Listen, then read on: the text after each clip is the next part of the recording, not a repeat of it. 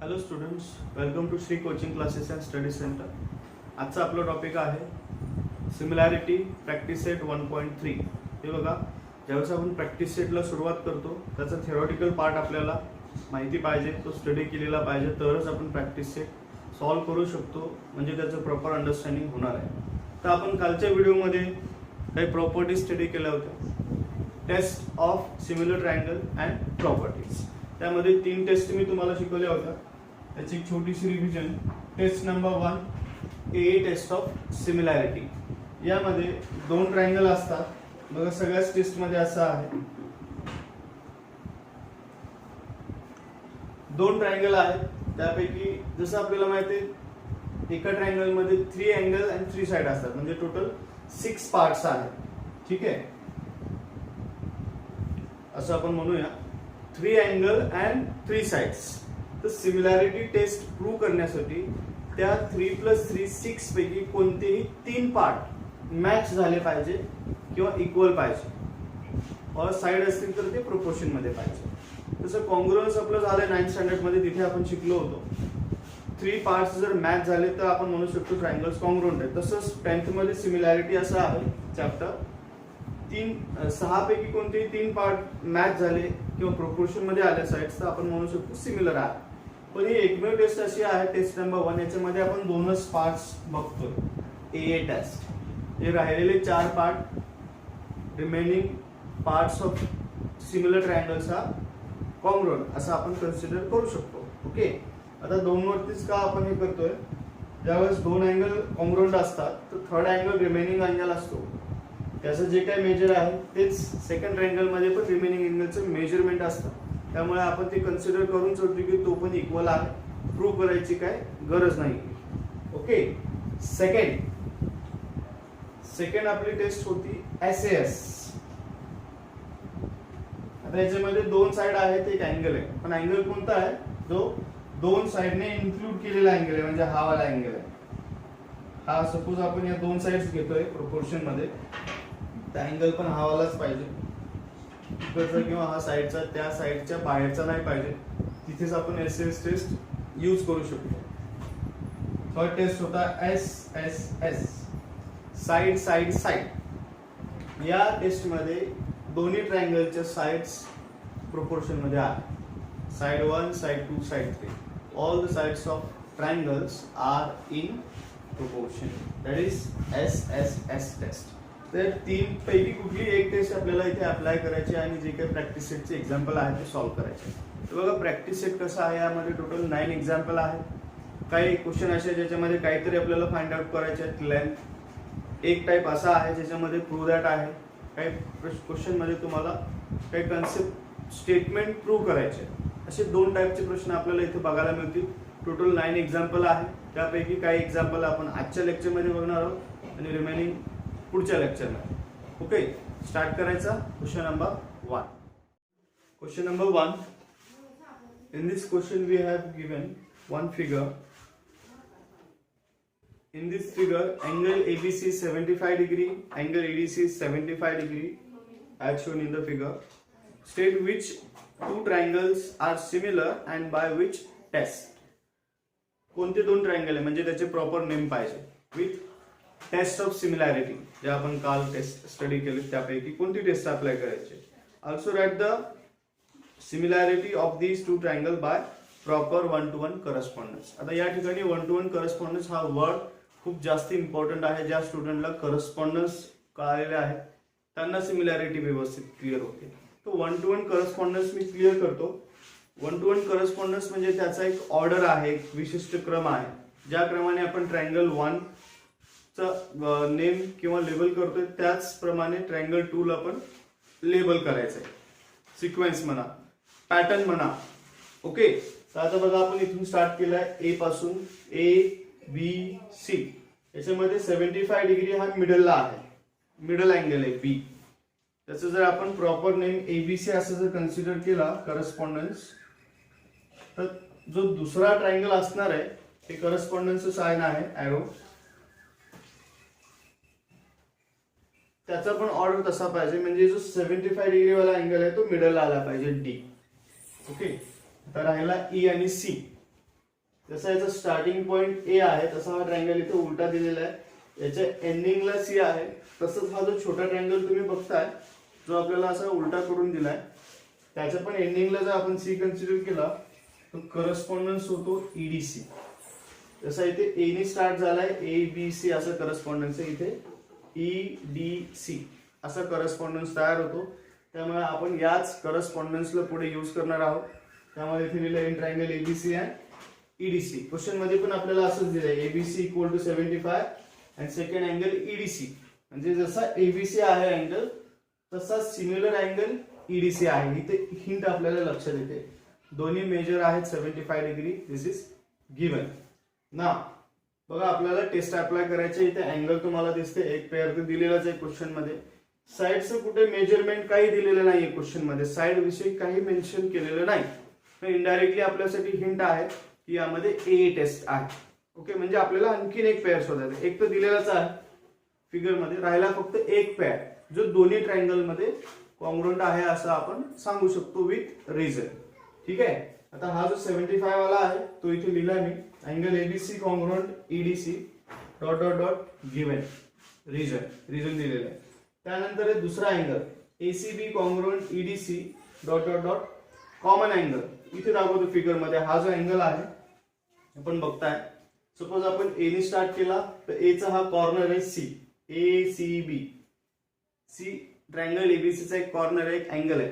तसाच हा जो छोटा ट्रायंगल तुम्ही बघताय त्याच्यामध्ये पण तो अँगल आहे सी, म्हणजे दोन्ही ट्रायंगल मध्ये याला म्हणतात कॉमन अँगल. मग आता राहिला pattern angle ABC congruent angle EDC given. Figure मध्ये आपल्याला दिसते 75 डिग्री दोन्ही ठिकाणी आहे, सेम अँगल आहे. ठीक आहे, त्याला आपण म्हणूया गिवन. सेकंड आहे एसीबी कॉन्ग्रुएंट ईडीसी. तर हा जो पेअर आपण घेतला याला नाव दिले कॉमन अँगल रिजन. तो तुमच्या इथे डायग्राम मध्ये लक्षात येईल. एबीसी ट्रायंगल मध्ये अँगल सी तुम्हाला दिसतोय, त्यातला एक कॉर्नर आहे C in a bigger triangle. Similarly in triangle EDC जो छोटा ट्रायंगल आहे त्यामध्ये पण अँगल सी आहे, म्हणजे दोघांमध्ये तो कॉमन आहे. जे काय मेजर एबीसी मध्ये आहे तेच मेजर ईडीसी मध्ये. जरी मेजरमेंट दिलेलं नाहीये डिग्री मध्ये तरीही दोन्ही मध्ये ते सेम आहे, हे जास्त इम्पॉर्टंट आहे. त्याला म्हणतात common angle. Okay, that's why ACB congruent EDC. आता काय स्टुडंटला पॅटर्न समजणार असेल, पॅटर्न एक्सप्लेन करतो.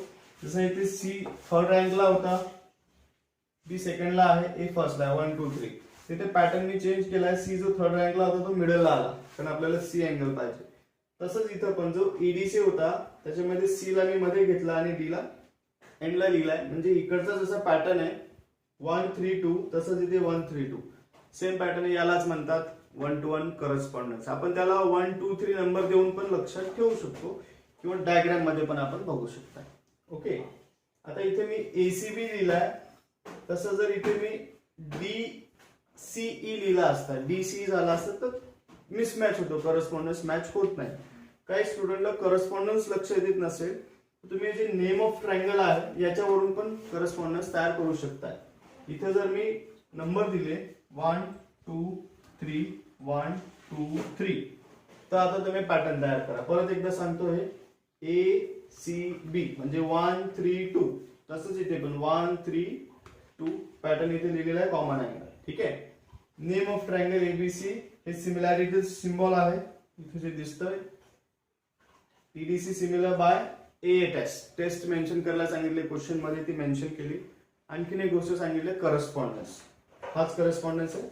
करस्पॉन्डन्स लिहित असताना हा सिम्बॉल वापरायचा आहे, एबीसी करस्पॉन्ड टू ईडीसी. याच्यामध्ये ट्रायंगलचा सिम्बॉल द्यायची काय गरज नाही.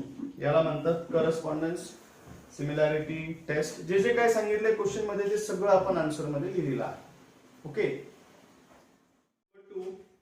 are the triangles in the figure similar question mark if yes by which test. या क्वेश्चन मध्ये फक्त एवढंच आपल्याला दिलेलं आहे, हे दोन फिगरचं ऑब्झर्वेशन करायचं आहे आणि ते सिमिलर आहेत का असं विचारलंय. जर ते सिमिलर असतील तर टेस्ट मेन्शन करायचे. ओके, जे कसली इन्फॉर्मेशन क्वेश्चन मध्ये दिलेली नाहीये, जे काय आहे ते डायग्राम मध्ये आहे, म्हणजे डायग्रामचं ऑब्झर्वेशन करून आपल्याला आन्सर सांगायचं आहे. ठीक आहे, तर आपण स्टार्ट करूया. दोन ट्रायंगल दिसतात तुम्हाला, याचा शेप राईट अँगल सारखं दिसत असेल पण तुम्ही याला राईट अँगल ट्रायंगल म्हणू शकत नाही. का नाही म्हणू शकत, कारण इथे असं मार्किंग दिलेलं नाहीये, मेन्शन नाही केलं, क्वेश्चन मध्ये पण नाहीये आणि डायग्राम मध्ये पण. त्यामुळे हे फक्त आपल्यासाठी दोन ट्रायंगल आहे. ओके, म्हणजे अँगलचं कसलेही काही इथे दिलेलं नाही इन्फॉर्मेशन, अँगल रिलेटेड काहीच नाही. त्यामुळे त्या अँगलचं टेस्ट येणार नाही. फक्त जी टेस्ट येणार आहे त्याचा विचार करू आपण SSS. जर ते सिमिलर असतील तर ओके, तर सिमिलर नसतील तर टेस्टचा पण काय यूज होणार नाही. ठीक आहे, तर आपण चेक करूया. पहिलं ऑब्झर्वेशन चेक करू. इथे ही जी साइड आहे PQ हाईट आहे, तसंच इथे LN व्हर्टिकल आहे. ओके, इथे 3 आहे, इथे 6 आहे, म्हणजे 3 चा 6 झालाय, डबल झालाय, 1:2 रेशो आला. त्याचबरोबर इथे बेसला 4 आहे, इथे 8 आहे, इथे पण 4 चे 8 म्हणजे डबल झाले. सेम रेशो त्या ठिकाणी आहे. इथे 5 आहे, 5 चा 10 झाला हायपोटेनियस जर असेल तर. लक्षात येते तुमच्या? म्हणजे इथे सेम रेशो आपल्याला दिसतोय. आपण म्हणू शकतो की ट्रायंगल सिमिलर आहे. आता हे जे काय आहे आपण ऑब्झर्वेशन शोधून काढलेलं ते आपल्याला रायटिंग करायचंय. आन्सर असं लिहायचंय. सुरुवात कशी करायची आन्सरची बघा. पहिलं नेम ऑफ ट्रायंगल असं लिहायचंय. In triangle PQR and triangle LMN. सिमिलॅरिटीचं सिम्बॉल अगोदर यूज नाही करायचं. काय स्टुडंट अगोदरच लिहितात सिमिलर, ते रॉंग आहे. मला पहिलं असं लिहायचं in triangle PQR and LMN. या दोन फिगर विषयी आपण आता रेशो लिहितोय. पहिला रेशो आहे PQ and LN. PQ first and second. बघा मी सांगितलं होतं 1-to-1 करस्पॉन्डन्स प्रत्येक वेळेस विचार करायचा आहे. इथे पहिला आणि दुसरा अक्षर घेतो मी, फर्स्ट अँड सेकंड. इथे पण फर्स्ट आणि सेकंड. फिगर मध्ये पण तुमच्या लक्षात येईल. फिगर मध्ये बघा किंवा इथे बघा पॅटर्न नुसार. LN ratio 6/3 is 2/1. पहिला रेशो. सेकंड आहे बेस त्याचा QR अपॉन MN 8/4. हा पण आहे 2/1. Okay. Third side PR divided by LN 10 divided by 5 again 2:1. आता तुम्ही बघू शकता तिन्ही रेशो सेम आहे. तिन्ही रेशो जर सेम असतील तर हे ट्रायंगल सिमिलर आहे, हे प्रूव्ह होत आहे. फक्त आता आपल्याला इथे आन्सर लिहायचंय. पहिले हे कम्प्लीट करा, त्यानंतर पुढच्या दोन स्टेप मी कसे लिहायचे ते सांगतो. सी, आता मागे जे आपण 3 इक्वेशन फाइंड केले होते त्याला नंबरिंग करायला मी विसरलो. तुम्ही नंबर द्यायचे 1, 2, 3. तर आपल्याला रिझन द्यायचं आहे. From 1, 2, 3 we can say that all the 3 ratios are equal. म्हणजे सगळ्या साइड्स प्रोपोर्शन मध्ये आहेत. यावरून आपण लिहू शकतो triangle PQR similar triangle LMN by SSS test. ही टेस्ट इम्पॉर्टंट आहे, ही आपल्याला मेन्शन करायचे क्वेश्चन मध्ये तसं सांगितलं. फिनिश. हा फक्त 2 मार्क्स साठी येणारा क्वेश्चन आहे. Okay. As shown in the figure, two poles of height 8 meter and 4 meter are perpendicular to the ground.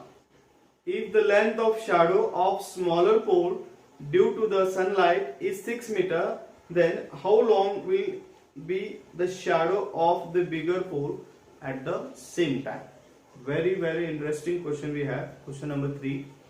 In this question we have two poles on the same ground. This is very important condition. They are on the same ground, whether PR and AC. One is a smaller and another is a bigger one. ठीक आहे. Situation तुमच्या लक्षात आली असेल. आता असं imagine करा की आपण एका ग्राउंडवर उभे आहोत आणि आपल्या समोर 2 पोल आहेत. जसे की बास्केटबॉल आपण खेळत असाल तर तुम्हाला 2 पोल दिसतील. इथे कमी जास्त हाईटचे 2 पोल आहेत. तर या ठिकाणी PR हा पोल आहे, AC एक पोल आहे. तर जॉमेट्री मध्ये काय अझम्पशन असतात. ज्यावेळेस आपण pole, tree, tower, building, light house असे क्वेश्चन सॉल्व्ह करतो तर ते जे व्हर्टिकल पोझिशन मध्ये आहेत ते आपल्या या अर्थ सरफेसला परपेंडिक्युलर आहे असं कन्सिडर करूनच आपण ते सॉल्व्ह करत असतो. जरी क्वेश्चन मध्ये दिलेलं नाही 90 डिग्री अँगल, डायग्राम मध्ये असं दिलेलं नाहीये, तर हे आपल्याला अज्युम करायचं आहे की ते 90 डिग्रीच आहे कारण तो पोल आहे. आणि ज्यावेळेस आपण पोल जमिनीमध्ये फिक्स करतो तर तो व्हर्टिकल असतो, एकदम परपेंडिक्युलर असतो. ओके, ह्या गोष्टी काही लक्षात ठेवा. या ठिकाणी आहे 90 डिग्री अँड 90 डिग्री. म्हणजे एक इन्फॉर्मेशन मॅच झाली. बघा आपल्याला ट्रायंगल सिमिलर प्रूव्ह करायचे, त्यानंतर मग एक्स फाइंड करायचं आहे. ठीक आहे. सिमिलर असेल तरच एक्स ची व्हॅल्यू फाइंड करणं इझी आहे. तर एक इन्फॉर्मेशन मिळाली, एक अँगल मिळाला. आता आपण साइड्स विषयी काय, इथे 4 आहे, इथं 8 आहे, म्हणजे एक रेशो मॅच होतोय पण दुसरा मॅच होत नाही 6 आणि x, त्यामुळे साइडचा इथे काही यूज होणार नाही. तर वन मोर अँगल आपल्याला फाइंड आउट करावा लागेल जो कॉन्ग्रुएंट आहे. इमॅजिन करा इथे सन आहे या ठिकाणी, तर इथून ज्यावेळेस अँगल फॉर्म होतो तर हा जो होणारा अँगल आहे shadow cast at the same time, हे एक इम्पॉर्टंट माहिती आहे, at same time on the same ground, एकाच ग्राउंडवर, म्हणजे एकच प्लेन आहे, को प्लेनर आहेत ते, टायमिंग पण सेम आहे. त्यावेळेस इथे जो अँगल तयार होतो, सपोज पहिल्या पोलमध्ये अँगल आहे 60 डिग्री, इथे पण होणार आहे 60 डिग्री. एकाच टायमिंग मध्ये तयार होणार आहे, एकाच ग्राउंडवरची पोल आहे, तरच हे पॉसिबल आहे. समजा असं आहे, एक पोल मुंबईमध्ये आहे आणि दुसरा फॉर एक्झाम्पल नागपूरमध्ये आहे, तर दोन्ही ठिकाणी जो अँगल तयार होणार आहे तो आता सेम असणार नाही, कारण इथे ज्यावेळेस सनची डायरेक्शन आहे किंवा त्याचा जो तयार होणारा अँगल आहे तो वेगळा असेल. नागपूरमध्ये पहिल्यांदा सूर्य येतो, नंतर मुंबईमध्ये येतो, बरोबर, ईस्ट टू वेस्ट असं त्याचं आहे रिव्हॉल्युशन, सगळं तुम्हाला माहिती आहे जिओग्राफी. ठीक आहे, तर जास्त डीप मध्ये जाता तुमचे कन्सेप्ट लक्षात आली असेल. ही इन्फॉर्मेशन पण त्याच्यामध्ये हिडन आहे, क्लिअर दिलेली नाहीये, हे आपल्याला शोधून काढायचं लॉजिकली. म्हणजे याच्यामध्ये आहे जिओग्राफीची पण कन्सेप्ट वापरली आहे आणि काही गोष्टी आपल्याला अज्युम करायचे. मग आता तुमचे टेस्ट लक्षात आले असेल, 2 अँगल झाले, सफिशियंट आहे. ए टेस्ट. तर आता मी स्टार्ट करतो आन्सर लिहायला. In triangle PRQ and triangle ACB हे नेम लिहिले. ओके, आता बघा, PR परपेंडिक्युलर QR पहिल्या ट्रायंगल मध्ये अँड AC परपेंडिक्युलर BC. हे परपेंडिक्युलर आहेत, पोल आहेत म्हणून आपण लिहिलंय. त्यामुळे आता आपण असं लिहू शकतो, angle PRQ congruent to angle ACB both 90 degree.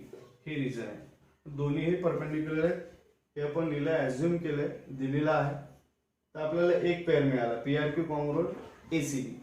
तर जो दुसरा पेअर आहे तो पण आपल्याला लिहायचा आहे. See student, we have one more angle, we need one more angle, that's why QPR congruent to angle BAC, जो शॅडो वाला अँगल. इथे जे 2 अँगल आहेत, पोल आणि शॅडो.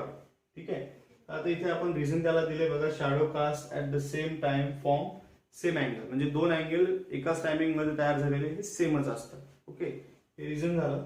आता 2च अँगल सफिशियंट आहेत सिमिलर दाखवण्यासाठी. इथे ट्रायंगल सिमिलर दाखवले, PRQ similar ACB by AI test. आता क्वेश्चन इथे संपलेला नाही, पहिल्या आणि दुसऱ्या क्वेश्चन मध्ये फक्त एवढंच सांगितलं होतं, ट्रायंगल सिमिलर दाखवायचे. ठीक आहे, पण क्वेश्चन नंबर 3 मध्ये आपल्याला सिमिलर तर दाखवायचेच आहेत, पण एक्स फाइंड करायचं आहे. ते त्याच्या करस्पॉन्डिंग साइड्स आहेत ज्या प्रोपोर्शन मध्ये असतात, त्याच्यावरून आपल्याला एक्सची व्हॅल्यू फाइंड आउट करायची. त्याचे पुढचे कॅल्क्युलेशन आपण लिहू शकतो. आता ज्या 2 साइड आपल्याला दिलेत फक्त आपण त्याचाच विचार करू. ठीक आहे, तर मी आता रेशिओ लिहितोय बघा. पहिला रेशिओ येईल PR upon AC equal to QR upon BC. तर हे दोन्ही इक्वल आहेत. कशावरून? कारण इथे सिमिलर आहे. तो ट्रायंगल सिमिलर आहे असं आपण अगोदरच अनाउन्स केलंय, डिक्लेअर केलंय. त्याचे जे काही रिमेनिंग पार्ट्स आहेत, साइड्स प्रोपोर्शन मध्ये होतात आणि राहिलेले अँगल पण कॉन्ग्रुएंट होऊन जातात. ठीक आहे, तर आपण असं लिहू शकतो,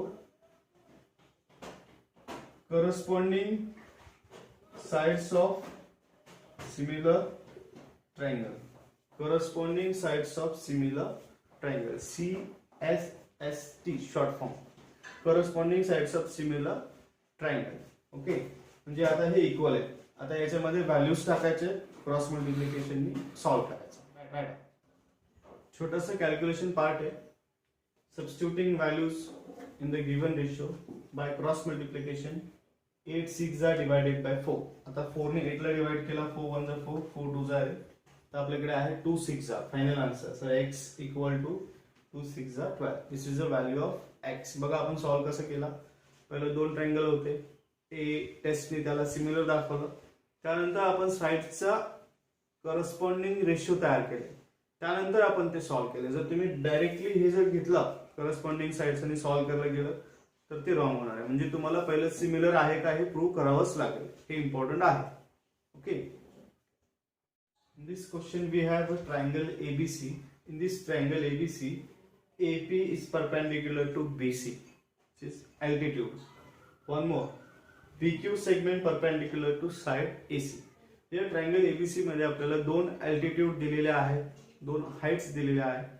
त्या दोन हाइटमुळे आणखीन याच्यामध्ये काही ट्रायंगल्स तयार झालेले आहेत. आता आपण मेन क्वेश्चन कडे येऊ. क्वेश्चन मध्ये पण दोन पार्ट दिले. एक आहे प्रूव्ह दॅट वाला, त्याच्यामध्ये दोन ट्रायंगल सिमिलर दाखवायचे आणि एकामध्ये लेंथ फाइंड आउट करायची. ओके. म्हणजे तुम्हाला जे काही फाइंड आउट करायचे आहे लेंथ, त्यासाठी ते ट्रायंगल सिमिलर असणं ही खूप जास्त इम्पॉर्टंट आहे. ते मागच्या एक्झाम्पल मध्ये तुमच्या लक्षात आलं असेल. ठीक आहे. तर कोणते दोन ट्रायंगल प्रूव्ह दॅट मध्ये आहेत ते आपण बघूया. Given information in triangle ABC, AP perpendicular BC, BQ perpendicular AC हे दिलेलं आहे. तर याला काय अर्थ आहे मॅथ्स मध्ये, B dash P dash C, म्हणजे बी आणि सी च्या मध्ये हा पॉइंट आहे.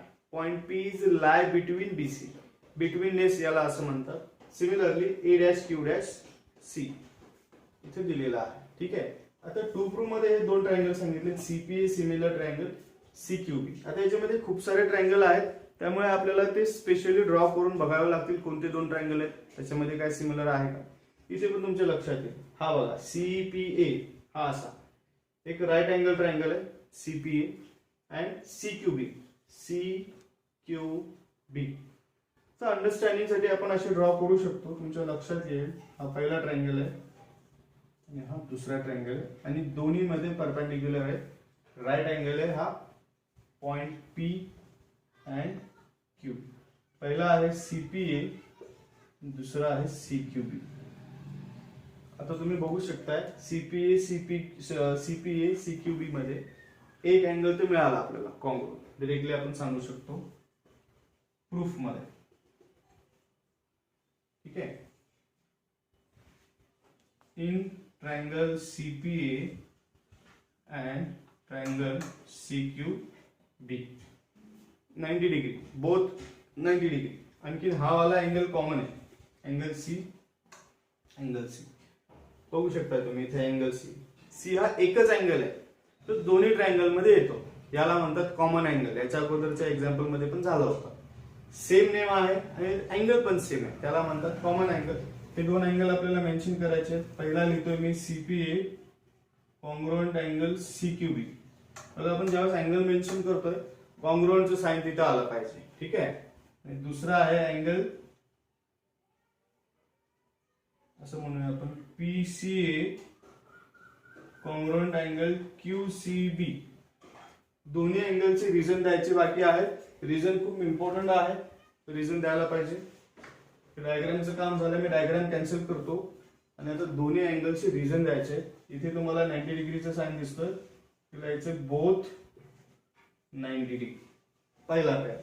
आणि दुसरा पेअर दोन्ही ट्रायंगल मध्ये सेम अँगल आहे, याला म्हणतात कॉमन अँगल. बस एवढी इन्फॉर्मेशन सफिशियंट आहे. साइडची काही गरज नाही. मिनिमम दोन अँगल पाहिजे होते, दोन्ही अँगल आपल्याला मिळाले. आता आपण डायरेक्टली लिहू शकतो triangle CPA similar triangle CQB. Test तुम्हाला सांगायचे, कोणती टेस्ट असेल बघा. इथे सिम्बॉल दोन्ही अँगल आहेत, त्यामुळे आपण म्हणू शकतो बाय ए टेस्ट. म्हणजे यातला पहिला पार्ट आपला कंप्लीट झालाय, प्रूव्ह दॅट वाला. आता जे काही फाइंड आउट करायचंय ते आपण बघूया. बघा, जे दोन ट्रायंगल आपण सिमिलर दाखवले होते त्याच्यात या साइड्स आहेत, त्यापैकी 3 दिलेले आहे आणि एक बीसी फाइंड आउट करायचा आहे. तर अंडरस्टँडिंग साठी मी ते दोन ट्रायंगल परत लिहिले, कारण आपल्याला याच्यावरूनच करस्पॉन्डन्स लिहायचे. ठीक आहे. तर आपण ज्यावेळेस रेशो लिहितो करस्पॉन्डिंग साइडचे, तर लेफ्ट ट्रायंगल मधून एक साइड घ्यायचे आणि तशीच राईट मधून, असे त्यांचे रेशो तयार करायचे पेअर. ठीक आहे. तर आता इथे जे दिलेले आहेत ना, आपण त्याचाच विचार करू. इथे आहे एपी, म्हणजे सेकंड आणि थर्ड लेटर एपी. तसंच इकडे आपण घेऊ शकतो बीक्यू किंवा क्यूबी पण चालेल. पीए किंवा एपी दोन्ही सेमच आहे, त्याला पहिला रेशो. तसंच इथे दिलाय बीसी. 1 मिनिट. ते बीसी नाहीये, काहीतरी मिस्टेक आहे, पण ती क्लिअर करूया. बीसी दिलाय 12 आणि आपल्याला फाइंड आउट करायचंय एसी. ओके, म्हणजे इथे पहिला येईल एसी डिवायडेड बाय बीसी. पहिलं रिझन काय द्यायचं, मागच्या क्वेश्चन मध्ये आपण केलं होतं, corresponding sides of similar triangle, short form आहे. ठीक आहे, आता cross multiplication 7 divided by 8 AC divided by 12 हे सॉल्व करायचंय. Therefore AC equal to 7 multiplying by 12 divided by 8. आता इथे 4 ने सिम्प्लिफाय करू शकतो आपण. 4 2 जा 4 3 जा. तर फायनल कॅल्क्युलेशन 21 डिवायडेड बाय 2. 7 3 जा 21 अपॉन 2. तर 21 चे हाफ आपल्याला घ्यायचे आहे त्या ठिकाणी 10.5. तर फायनल आन्सर आहे AC, लेंथ ऑफ AC 10.5.